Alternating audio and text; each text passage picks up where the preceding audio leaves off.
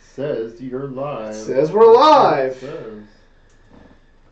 An error occurred. Please try again later. What? Okay. Is it working?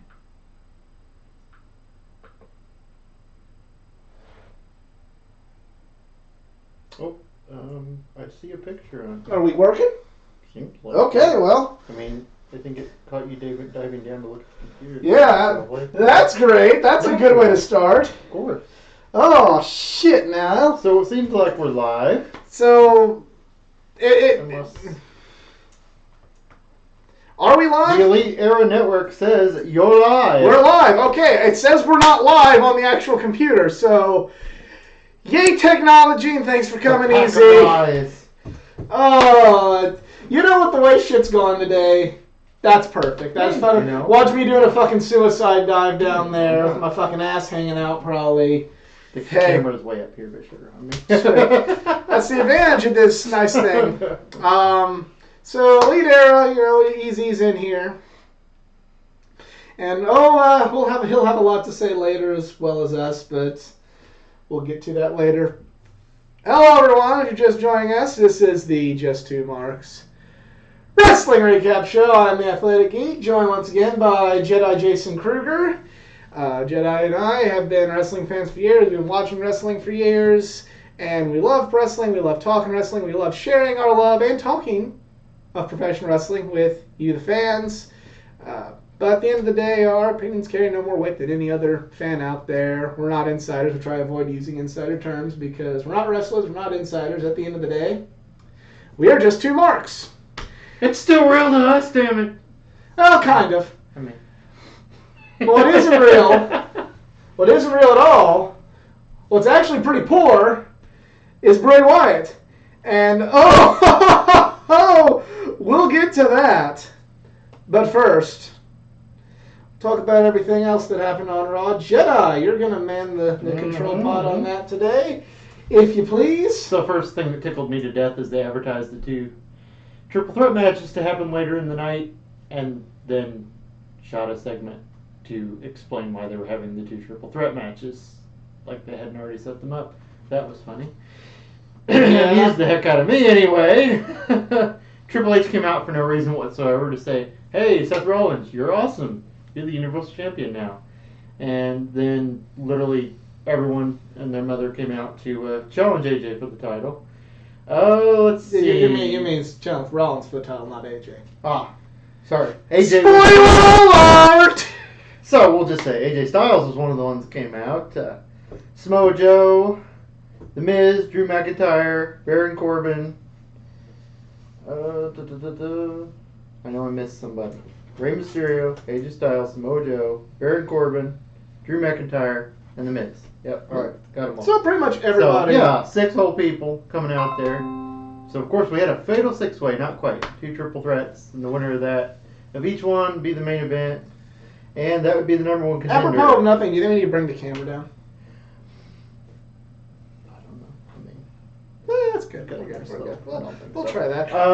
Fans, let us know if we should bring the camera down next week. That's right. Vote on in the comment section. That's right. So, we kicked off with AJ versus Ray versus Samoa Joe, and I loved it. It wasn't really bad. We finally got a little, and I didn't realize this, but Ray and AJ did wrestle right before AJ came to WWE. But we finally got a little bit of Ray and AJ, which I've been wanting to see in WWE since Ray came back. Yeah, every time it started to get really good, Samoa Joe came in to hurt people. Oh, yeah. So Joe was in his role very well. Ray was in his role very well, and fucking AJ. Talk about that ending. I mean, that was pretty cool. Caught Ray out of the springboard, hit powerbomb, and then lifted him back up, hit a Styles Clash right onto Joe, and then pinned Joe. And I was like, that makes sense to me. Like, yeah. It was a good.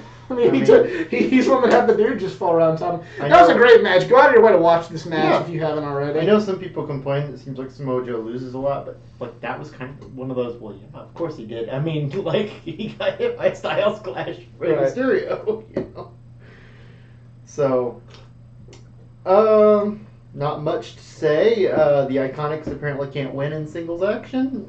Naomi beat Billie Kay in like 20 seconds with a roll-up. I don't know. It was I don't short. know either. I mean, we're regressing back to the olden days of really short. And I really hope that that's not the case. I really hope this is just kind of. I hope this is just furthering that storyline with the Iconics that they're kind of. I don't want to say bad champions, but kind of like they need each other, and it's a little disappointing that we can't get some cheap wins when the other one's on the outside, though. Yeah, like, that's how they get. Like, it's like, come on. I mean, they would lose, but not every freaking. I didn't want that to happen either. But yeah. So then we have the other triple threat match with Miz, McIntyre, and Baron Corbin. I mean, obviously it wasn't AJ Styles and Samoa Joe, but it was pretty good for what it was. I mean, McIntyre carried the load in that match. Of course he did, but Baron Corbin. I mean, Miz sucks. did what he was supposed to do. You know, he got the crap kicked out of him the entire match. Miz is an underdog hero. Yep. And he's not doing. It's definitely not like as bad as it was when he, was like Ric Flair's protege and got the figure four and shit back in like 2013. So it's a lot better than I thought it would be, but still, the Miz is not, to me, the most shining example of what I consider a hero in wrestling. Well, I mean, Baron Corbin's in there with him, so it's all right. Baron Corbin is the Baron Cardboard.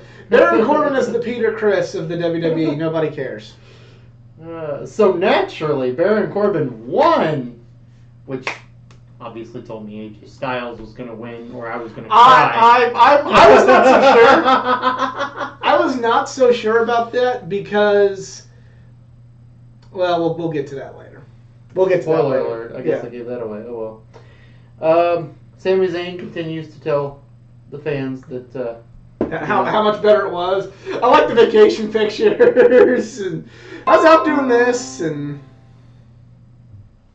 yeah, you talked about I went to vacation, showed off pictures. Like I was dreading coming back because of you people, all that good stuff. Yeah, I mean, I never thought Sami'd be as good of a villain as he is, but it's not too bad. Yeah, at least it's not generic. Moving on. Moving on. Cedric Alexander versus Cesaro. I'm glad Cedric's on Raw. I'm not seeing great things in his future at this point. Unfortunately. But in a weird way, Raw's kind of, if you're a younger talent, now's kind of the place to be. Yeah. Because I really feel like SmackDown's going to become the big dog show. I guess it would. Yeah, that makes sense. Yeah. So if you want to get ahead, right, at least up until the next Superstar Shakeup, Raw might be the place to be for a minute. I mean, hell, they got 3 hours to fill. They could put you on TV, darn it. Yeah. But it seems as though the bar is done, and that makes me a little sad because I was really coming from a thrown together tag team to establishing themselves as one of the best tag teams. Now I miss them. So. Yeah. But if it means that Cesaro finally gets that that singles run that he's been long overdue for, it was for the greater good. So good news. They're called the Viking Raiders now. No more. Their move is called the Viking Experience. That was a very clever retcon. I'll give them that. Yes. Iconics. We just don't say it quite the same way, though, do we? No. I couldn't pull that off. We don't have the Australian accents. Well, there's that. So they were supposed to fight the Lucha House Party, but they didn't have time for all that nonsense. They took one look at that pinata and said, "Oh heck no!" And so they just wrecked them before the match even started. R-E-K-T. That's right. Wrecked. And they introduced them to the Viking Experience. I was happy to see. I was talking on Twitter with EZ. I don't think that the Viking Raiders is a great name. I mean, I wish they just would have kept being the War Raiders. It's kind of, but a punch in the face is better than a kick in the balls. So, yeah. Alicia Fox is still employed. She had that classic match with Melina. That was that one Tough Enough Girls all-time favorite match. Well, it was rumor and innuendo that she hadn't been seen for a while because she was intoxicated whilst wrestling at a house show. And there's also a rumor and innuendo that that's how Arn Arn Anderson got Yep, fired. Yep, one and the same. That was just the last excuse from what was heard, though. Yeah. That was the aha. Yeah. Because, kind of like Enzo. It's like, can we get rid of this? Yes, we can. I mean, but why Enzo, Arn? huh? But why Arn? We're not going to talk more about Enzo. Yeah. Enzo is not worthy of our fucking attention on this show. Sounded like Arn. And any company that thinks bringing him the fuck in is not worth our fucking attention on this show. Fair enough. Rumor and innuendo was basically Arn, had opinions and stood up for himself, and Vince wasn't super keen on that, so they weren't the best of friends already. So, good excuses, any. Kind of similar to, even though I don't like this guy, slapping Santino and Morella became the good excuse to get rid of Cornette. Yeah. Even though, fuck Cornette too. But still, shit. I mean, Kaz beat up a midget. I mean, that was practically one of the last straws for him. So, little person. Yeah. Sorry. PC and all that. And once again, when it comes to Big Cass, first of all, you suck too, and fuck any promotion that thinks bringing them in over other talent is a smart idea. Go on. All right, Becky Lynch and Alicia Fox. For some reason, Becky didn't defeat her instantly, but after kind of clunky affair, she did pretty well. Was not my favorite match of Becky's. And that's Becky no fun. tried. Becky did the best she could. Did you see sometimes when Alicia was doing weird stuff, she just try to trash talk or her bite, she was trying to cover for her, but it was just oh, jeez. This was very much like, I'm not going to mention any names, but it's like sometimes back in the backyard days where one of us with somebody who maybe wasn't as familiar with wrestling or, wasn't quite as fluid. Not that we were any good. We're fucking backyards. We sucked. Oh, man. But we had there were some of us that hey, let's practice. And then we watch a shit ton of Ring of Honor DVDs and going, hey, let's try this. And then sometimes we'd have people that just came there for a good time. Mm-hmm. Not knocking any side, but we'd wrestle the people that would maybe just come to hang out and have a good time. And things aren't going so well, so we try and talk or, whatever. Mm-hmm. That's kind of what that reminded me of, just in a weird way. Which is sad considering how long Fox has been with them. Entertainment Toss for me. Go fuck that guy. Fuck that guy. SCU. You're gonna say a fucking line from that moron, Ray, and you're not gonna bring up SCU. I'm disappointed in you, bud. I'm disappointed in you. Credit where credit's due. This name has no relevance now, but Alicia Fox has been there for 12 years. And she's still at this level. Remember Candice Michelle and how she started actually getting better. Yeah. In an era when they didn't care. And I remember when Candice won the title and everybody's all like, no, and I could see she was getting ever so slightly better, and I was kind of hey, you know what, I'm she's trying, I'm behind her, and then right as she was really getting good, bam, breaks her collarbone against Beth Phoenix. Yep. And I felt so bad for her. Was it one match, 2 matches she came back, and she re-injured it, and that was it. That was just it. I mean, she's probably going to lose anyway, because that was the birth of the Glamazon. Right. But still. Right. And for my friends at the friends and that I'm a fan of at WrestleCrap, that put an end to the clock trolla. Mm-hmm. They had the clock trolla, which was counting down how long it was until Candice Michelle broke the Fabulous Moolah record for the longest reigning women's title. Every week on there, it was internet radio then. It wasn't called podcast. It was called internet radio show then. They would... We're dating ourselves now. Yeah.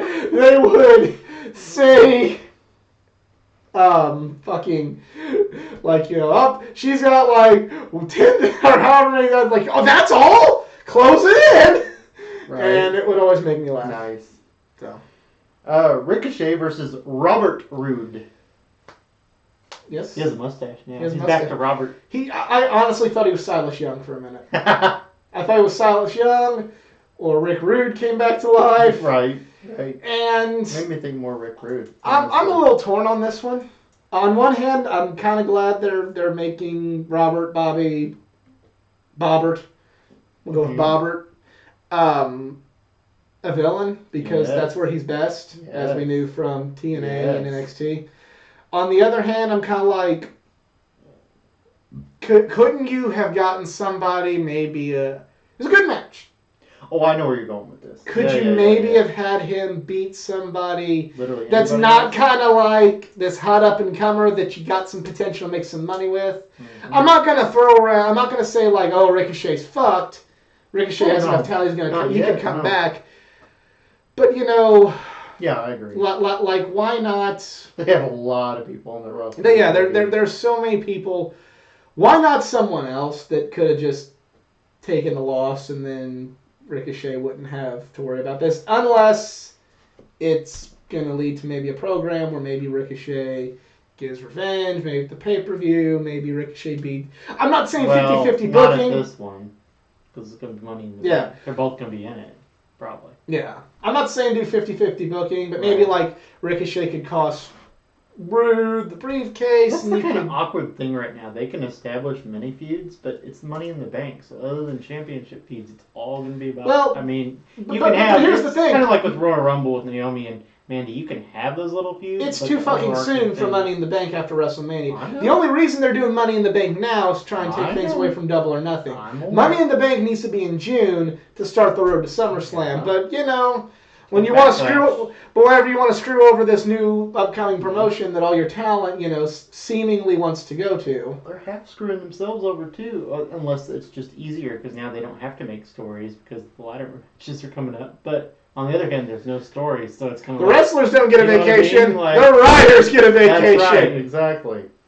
And we all suffer a little for it because, we got off WrestleMania and we still don't really have anything going on. Is it, minus the championship, some of the championship stuff, which is at least something. At least something. So, the Firefly Funhouse.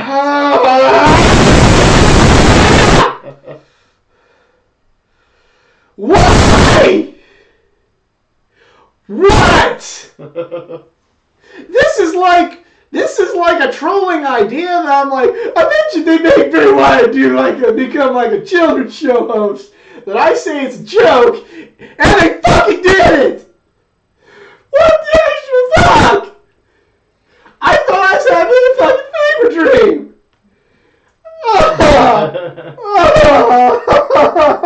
I was very surprised about that. It's just like... I kind of got talked off the ledge just like that much. Mm-hmm. It's missing like, hey, this could be turned into even creepier, and but as it stands now, I don't know. It depends on how you look at it. I mean, it could I don't think he's gonna come out wrestling as the children's show host. Maybe something's gonna happen over the course of weeks before he actually gets in the ring. Hopefully, right. That'd be weird otherwise. What's up, Addington? Thanks for coming. Yeah, I don't know. Now he has a puppet named Abby. Abby the Witch. I know. It's better than the last route they were going, sister. True! But this is... No. Just no. Just no. It's just why? Just I don't get Somebody said. I mean, I can understand. If you want to go a little bit lighter, cool. Becoming a fucking children's show host, who asked for this? But it wasn't like Mr. Rogers. It was like Mr. Rogers forgot his meds or something. I mean, he wasn't all there. I mean, he cut his cardboard cutout with a chainsaw while giggling maniacally. Not laughing. I deserve to be booed. It's stupid!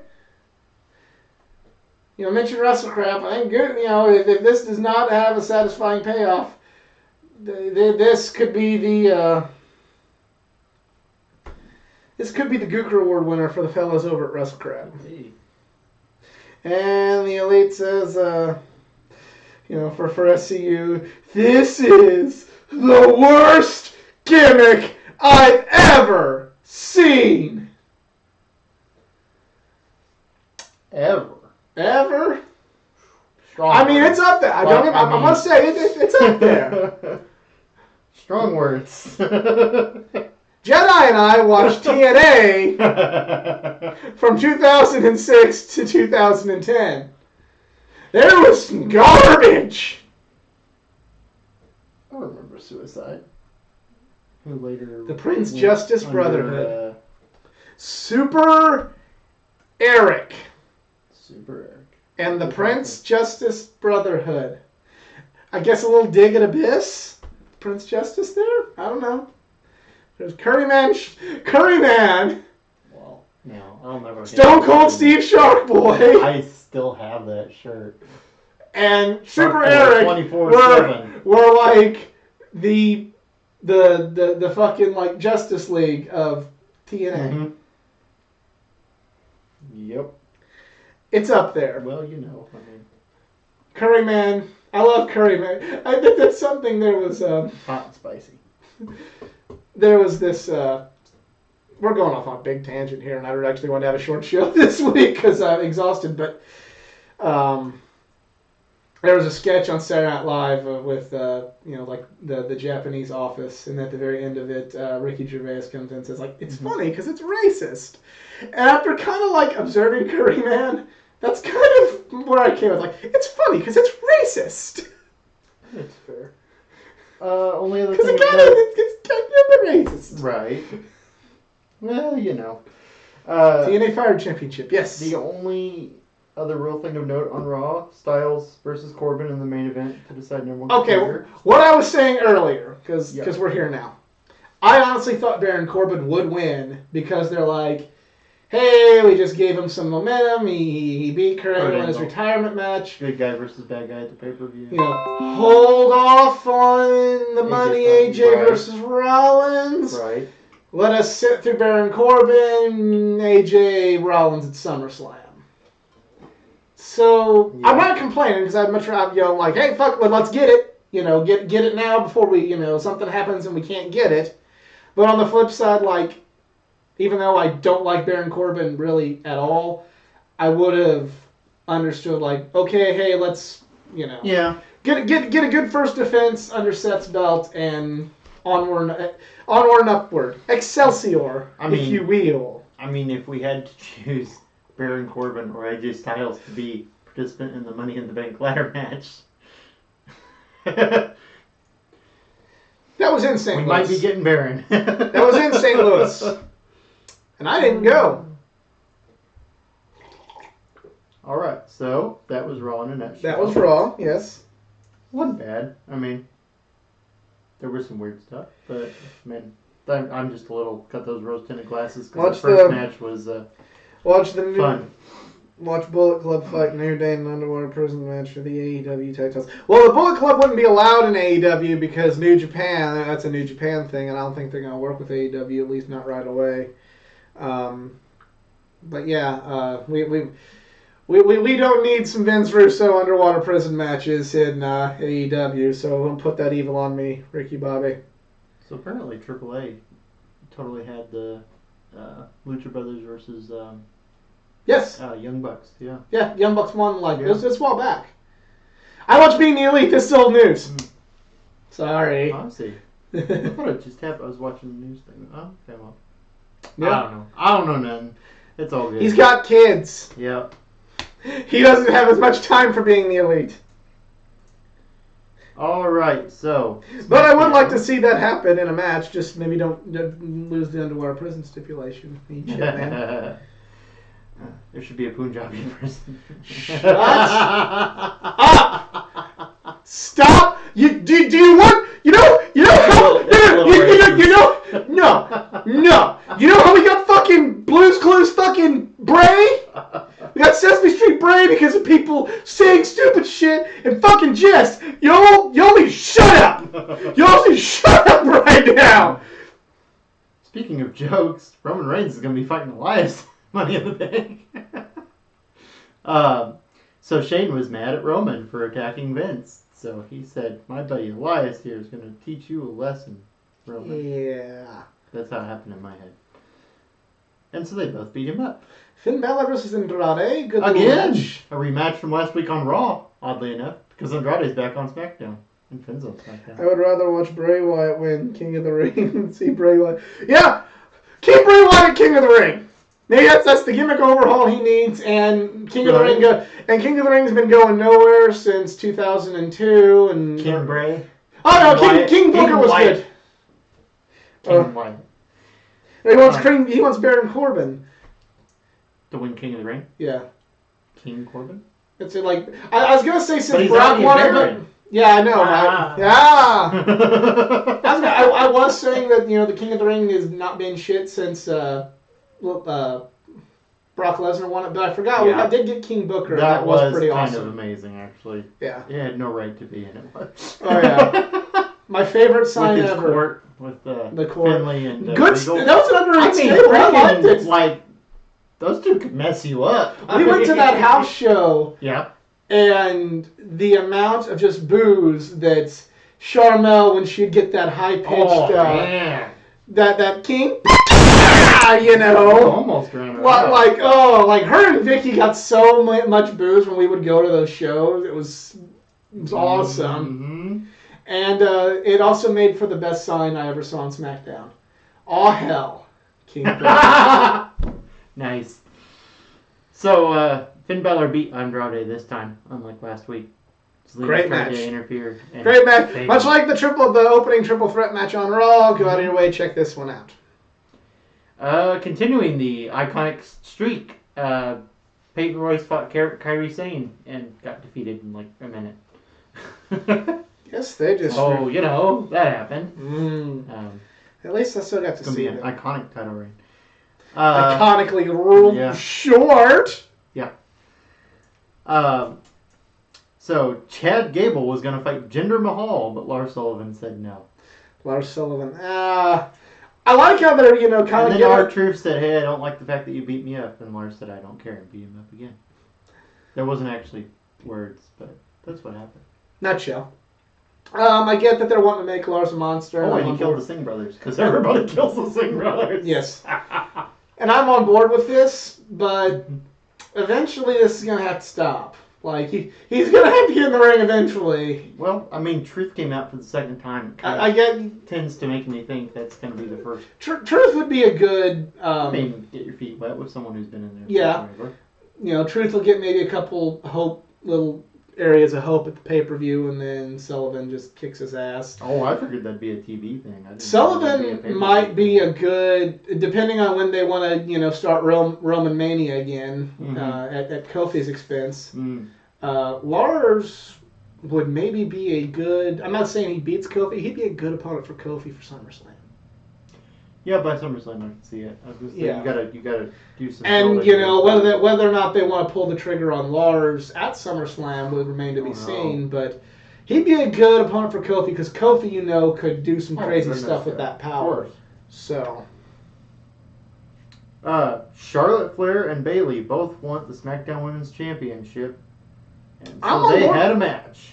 I'm on board. I've been on board with the triple threat match because bring all the classic 2014, 2015 NXT women, right? On the main roster, but 'twas not to be. As we're just doomed to have Lynch and Flair forever. Flair forever. Flair forever. So Easy says that Charlotte is the Roman Reigns of the women's division, and I disagree because Charlotte does kind of play a role really well of being a villainess. Sasha Banks is the Roman Reigns of the women's division because she is miscast like Roman Reigns.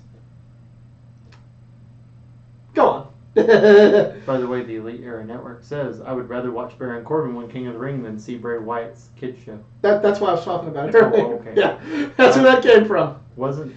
Been a long day. It has. We have real jobs and it sucks.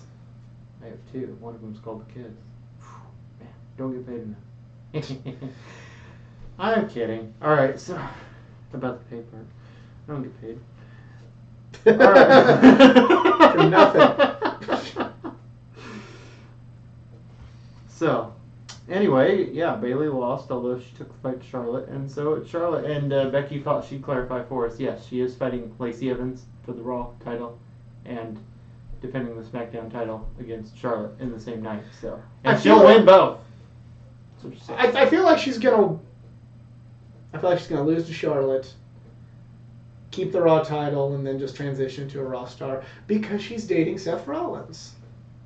And everybody wins there. Yeah. I'd like to see Becky 2 belts. That's a preview for our predictions in like 4 weeks. 3 weeks ago. Little taste. You want the rest of them. But I would like to see Becky 2 belts, kind of last longer than one pay-per-view, but I just don't see it happening. Yeah, I see where that could be problematic after a bit, but I kind of agree with you, yeah. I mean, if you got it, go with it for a little bit. Nothing will ever beat Kurt's 6 belts or whatever, 8 belts, however many freaking belts he had at that time. Or Ultimo Dragon up there on the wall there with all the belts. Literally, that was every junior heavyweight title in the world. Because it was before the light heavyweight title in the WWE, so that was everything in the world right up there. So, Kofi Kingston scheduled to fight Shinsuke Nakamura with Big O, because he's still part of the New Day. Yes, and I was like kind of digging him as part of the New Day. Right. And then... Because he's funny. And then crushed it. And then, yeah. And it was a good match up until the end. But I understood that you gotta do the end this way. I'm not gonna go in fucking, elitist, no pun intended, easy. Internet fan will be like, I want a clean finish. I need someone to have a clean finish. You need a clean finish. I'm not gonna be that guy. But it's a means to an end. Yeah, it's a means to an end. He usually is. I would have liked, again, much like what I was talking about with Becky 2 belts, would have liked for this to go maybe just a little bit longer. But again, I understand that we have a story to be told. Yeah. You need a contender for Kofi because you need something lacking right now. And maybe pretend like it's not just going to be the Roman show for a couple months and not just feed him to Roman. I mean, it's going to happen probably, but pretend this is not going to turn into the Roman show. And well, they've got him distracted on the classic Roman versus McMahon thing right now. Okay, I'm gonna go off on another little tangent right now about this. Here's why I think that Roman versus McMahon is crap. Because they just simply insert... Because one, it's not believable. Because everybody and their fucking dog knows that Roman... Roman is the chosen one. That's true. Yeah. So... Okay. And there's nothing about Roman that leads me to believe, like, why would they be against him? Stone Cold Steve Austin was, didn't fall in line, Daniel Bryan was undersized. You're sitting here and you're trying to have me have sympathy with Roman Reigns in the most unbelievable scenario there is that Vince McMahon don't like him. Give me a fucking break. You want me to believe in some of Roman Reigns? You should have had Vince McMahon going, this is my fucking guy, and Kofi, you're dead. I never wanted you to have the belt, Kofi, and who's going to get it? Who's going to give me the champion I want? The big dog. Imagine that Vince McMahon voice yelling, the big dog. He'll put Ross to shame. But if they did that, then they'd start booing Roman.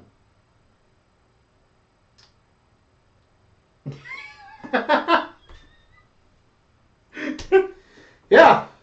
And then Roman Reigns, For all the Sheldon Coopers out there, I'm sorry, that was sarcasm. Right. So that's pretty much SmackDown. Real quick, the blocks were announced for the 2019 Best of the Super Juniors tournament, and I will pull those up. No, I feel like I missed. Did we? I didn't though. Oh, Aleister Black's on SmackDown. Just so yes. No, that wasn't listed on here, but he's on there. Fail is a recap website. Oh, well. Anyway, Aleister Black is on SmackDown now, so Yeah, the team of Ricochet and Aleister Black is no more for now. So we'll do a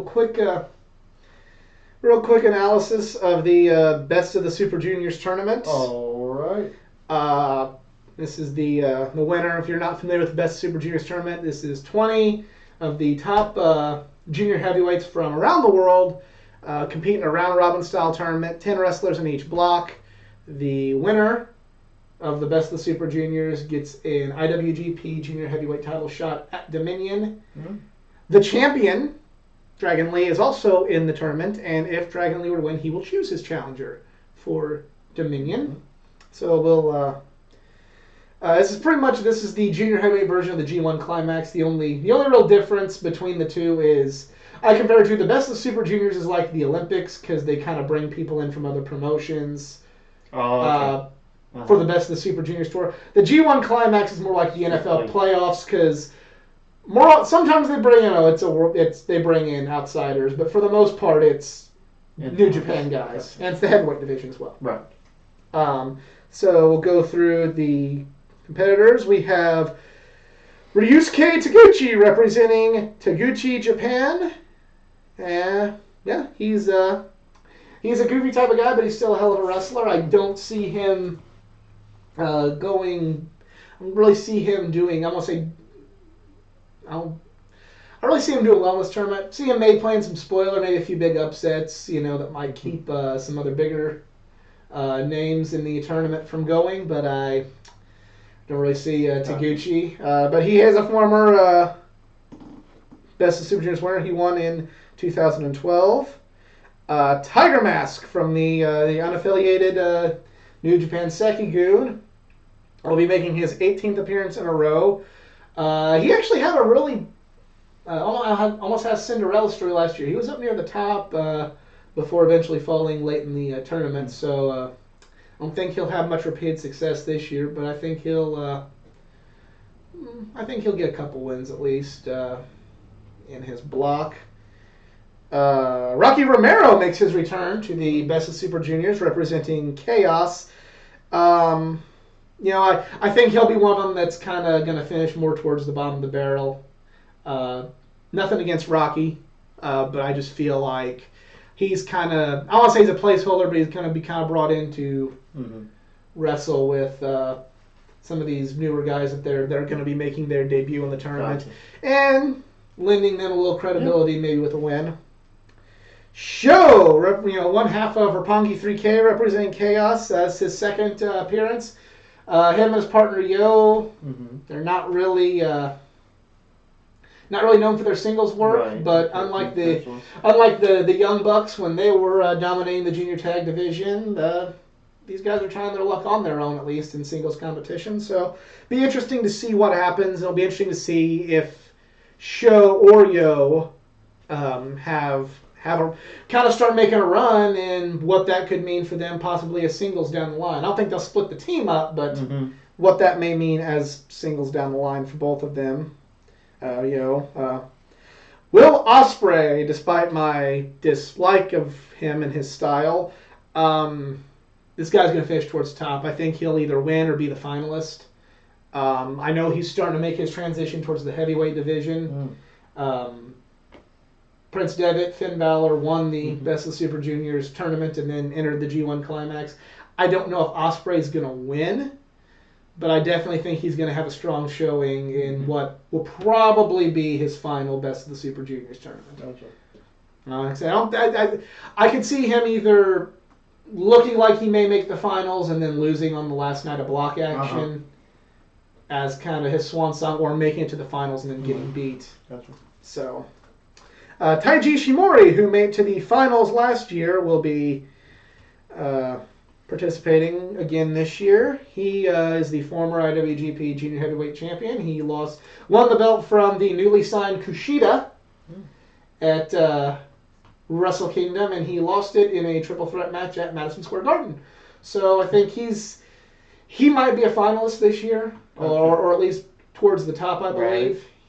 He's definitely going to be looking to stake his claim back to the junior title. Yeah. El Desperado will be making his fourth appearance. I think he might be one of those. He'll finish towards the bottom, but he'll spoil a couple big names runs, I think. but he'll probably finish below 500. And then making his return to the Best Super Junior, we got Taka Michinoku. Taka is coming, motherfucker. Yes. Taka Michinoku making his return to Best Super Juniors action. Again, I think he's pretty much being brought in to work with some of these guys making their debut. I don't see him winning very many matches, but you never know. Right. Again, I'm writing some of these veteran, like Taka and Rocky off, but one of them might have the Tiger Mask story from last year, where they're definitely in contention there up till close to the end, so you never know. Yoshinobu Kanemaru making his third appearance. Him and El Desperado were more, heavily involved in the tag team division as part of Suzuki-gun, or the junior tag team division, but yeah. Be playing some spoiler. I don't see them really going too terribly far. We frozen? No, we're not. Okay. So yeah, I think they'll be just playing some spoiler, but their niche is the junior tag division. Bushi representing Los Ingobernables de Japón, maybe a dark horse to really be in it there towards the end. I think I actually picked him as my most underrated wrestler last year. He's very talented. Hasn't had the junior title in quite a while, but I could see him maybe making a run. Mm-hmm. And I'm not picking him, but I think much like what Jay White was to the G1 Climax last year, he might be one that you don't see much going in, and then by the end of it, you're thinking, Gotcha. Flip Gordon. Will be making his second appearance in the Best of the Super Juniors, and I feel like he's just going to be kind of brought in to have some good matches and give a little flair to it. He'll have a middling record. Fair enough. We'll just kind of see. I love Flip, but he just doesn't make it. I don't feel like he's going to be used in New Japan a lot to really get too much out of this tournament. Titan from CMLL. Making his second appearance. I gotta be honest, I haven't really seen a whole lot of them, but they're, bringing in some more luchadors to give this worldwide flair to it. Yep. So, it'll be interesting to see what will happen. Marty Scurll will be back in this, and I think Marty's getting ready to finish up. I think he'll definitely be. I think after this tour, unless he gets, is able to work with both New Japan and AEW, I think he'll be joining his buddies in AEW. Dragon Lee, the IWGP Junior Heavyweight Champion. I'd say he's a favorite. I really do think he's one of the favorites. So. Why not? Yeah, he's current IWGP Junior Champion. He won that title at Madison Square Garden. Right. I think he might be one of the. If he's not going to win, he's going to go to the finals. I think. Haven't really watched a whole lot of CMLL, but he has a storied rivalry with Hiromu Takahashi, and we'll get to that a little bit later on. Robbie Eagles, representing the Bullet Club, will be making his first appearance. Saw him at the WrestleCon Super Show. He's great. He was in the Junior Tag League earlier in the year, so yeah. Looking for big things from him. Jonathan Gresham, representing Ring of Honor, be making his first appearance. I'm a big fan of Jonathan Gresham. I think much like Flip, he's going to kind of have a middling record, but he's going to put on some good matches, and hopefully it'll lead to both. Hopefully Flip and Gresham can maybe get some more tours in New Japan through some good performances here. Right. Bandito making his first appearance. He was a sixth of the All-In main event, and now currently signed to Ring of Honor. One of the only good things in Ring of Honor right now. And making his first Best Super Juniors appearance. I think he's also kind of in that dark horse category to me, where he might might see him really making a run and really be in the conversation until the last night of block action. Shingo Takagi making his first appearance. He is also a favorite. He was brought in not necessarily to replace Hiromu, but in Hiromu's absence, they brought him in from Dragon Gate to join Los Ingobernables de Japón. So I think he's without question, one of the top 4 favorites. I could definitely see him winning it all. And then finally, we have X. Don't know who he is. They've been running vignettes for somebody who has joined Bullet Club, and it's mystery. It's a mystery. The rumor and innuendo say that it's the Canadian wrestler El Phantasmo. And Yes. yes, there's a little joke that only me and Jedi get there, but yes, that's who it's rumored to be, and he will be rounding out the 4th spot. And I don't know anything about it, but I think they might do something big with that just because of how, the mystery surrounding him. Mm-hmm.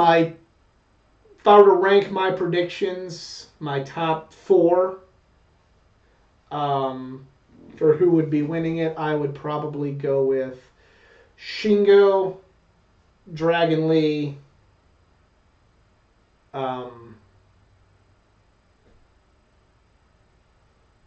Ospreay, and possibly Bandito, like in kind of, Bandito or Bushi as my, those are probably my top 5. My official prediction as of now, and that will change after, we see the course of the block action, see which direction things are going. Right. My premature prediction, I think it's going to be Shingo and Ospreay in the finals with Shingo winning. Either that or Dragon Lee wins and Hiromu Takahashi comes back to reignite their rivalry. And during that match at the Cow Palace where Hiromu hurt himself and had to forfeit the title, he's coming back to face his greatest rival in his first match back. So that's where I stand as far as the best of Super Juniors right now. So it's going to be X. It's going to win the whole thing. X will definitely be up there. No question about that. I think they wouldn't be having this sort of mystery around him if he wasn't going to make a run. Right. That'd be a WWE thing. The thing that's exactly the thing that's what I like about Best of the Super Juniors and the G1 Climax is it's like it's kind of like a real sport where, like, before it all starts, you're like, it's going to be these guys, and these guys, and then you see, like, oh, wait, but, like, in the NFL, like, it's going to be the Packers, the Rams, and, I'll take the top 14, the Saints and the Chiefs, and they're all going to, they're going to be the teams again this year, and then, like, oh, hey, wait, the Browns are doing better. Oh, shit, I didn't realize that, this guy on the Patriot, Tom Brady, fucking finally retired and got hurt because he's a piece of shit. Oh, he's out. Oh, shit, the Patriots are down at the bottom. Oh, the Bengals are doing good. Right. Oh, fucking 49ers are good. Oh, the Eli Manning has all of a sudden remembered what football is, and he's playing well. So, before the season, you have your big predictions, and then at the end of it, like, things happen, and then when you see things start to take shape, you're like, my prediction's changing. So... yeah, so that's what I like about these tournaments is just kind of like you have your favorites, and then things change, and you got your new favorites, and old favorites still kind of creep their way back because, like, this wasn't the best Super Juniors last year, but, like, actually, like, Ospreay lost on the first night. And everybody's all like, holy shit, but then he was still in contention for the finals by the last night. Everybody's like, oh shit, Ospreay lost, and he took a couple hard ones, but... right. G1 Climax, similar, Yeah. Okada and, Jay beat Okada and Tanahashi right off the bat. And we're like, Okada might be in for a struggle this year. And then on the final night of block action, Okada was still in contention. So it's fun stuff like that. I like the way New Japan does their round robin tournaments. They're an awful lot of fun. And this year, all of the Best of Super Junior tournament matches will be live with English commentary. So... definitely looking forward to seeing some good junior action here coming up in the month of May before the heavyweights take center stage in August. And I believe that's it. That's everything wrestling this week. So thank you all for coming. If you enjoyed this video, please like, share, and subscribe. Go like Facebook page at facebook.com/athleticgeek89. Got more than just pro wrestling content, but content from things all around geek culture, including gaming, comic books, and all things in between. I'm on Instagram at athleticgeek89, and I'm on Twitter at athletic_geek89. Jedi, no social media because he's got kids. He ain't got time for that shit, as we were talking about earlier. But for Jedi Jason Kruger, I'm the Athletic Geek. We are just two marks, and we're out. See you later.